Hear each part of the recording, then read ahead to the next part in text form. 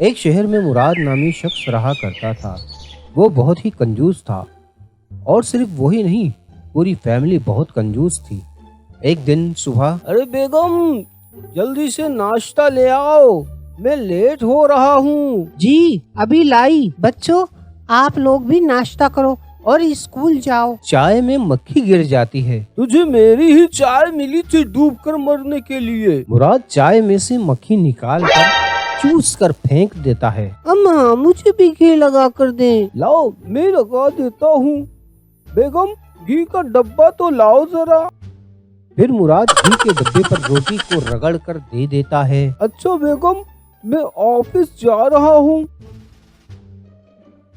A few minutes later. शाम को जब मुराद ऑफिस से घर आता है तो हाँफता हुआ घर में दाखिल होता है। अरे क्या हुआ, क्या हुआ आपको? कुछ नहीं, बस के पीछे भागता हुआ आ रहा हूँ। पर वो क्यों? अरे नेकबख्त, बस के पीछे भाग के मैंने पूरे 20 रुपए बचाए हैं और वक्त पर घर भी पहुँच गया। ओहो, कर दी ना आपने बेवकूफी। वो कैसे? वो ऐसे कि अगर आप वैन के पीछे भागते तो पूरे 30 रुपए की बचत होती और आप और जल्दी घर पहुंच जाते। अच्छा, ये सब छोड़ो। मुझे रास्ते में हमीद भाई ने बताया है कल्लू भटियारे की तबीयत बहुत खराब है। तुम्हें तो पता है वो मेरा जिगरी यार है। अगर मैं ना गया तो वो नाराज हो जाएगा। मैं कल शाम तक आ जाऊंगा।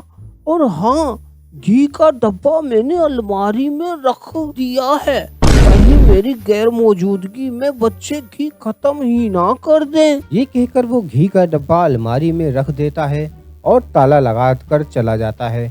अगली सुबह जब बच्चे नाश्ता करने लगते हैं तो मुराद की बड़ी बेटी ने रोटी ली और अलमारी पर रगड़ कर खा लेती है। चलो बच्चों जल्दी करो, स्कूल के लिए लेट हो रहे हो आप लोग। फिर बच्चे स्कूल चले जाते हैं और मुराद की बेगम घर के दीगर कामों में मसरूफ हो जाती है। A few minutes later. शाम को जब मुराद वापस आता है, कैसा रहा सफर? क्या बताऊं, पैदल चल चल के मेरी टांगे सूज गई हैं। बाबा लाए मैं आपके पाँव दबा दूं। बच्चों, सुबह घी तो नहीं निकाला था अलमारी से? नहीं बाबा, घी तो नहीं निकाला, अलबत्ता मैंने अलमारी से रगड़ रगड़ के रोटी खाई थी। अरे कमबख्तो, कभी घी के बगैर भी रोटी खा लिया करो। Like, comment, and subscribe.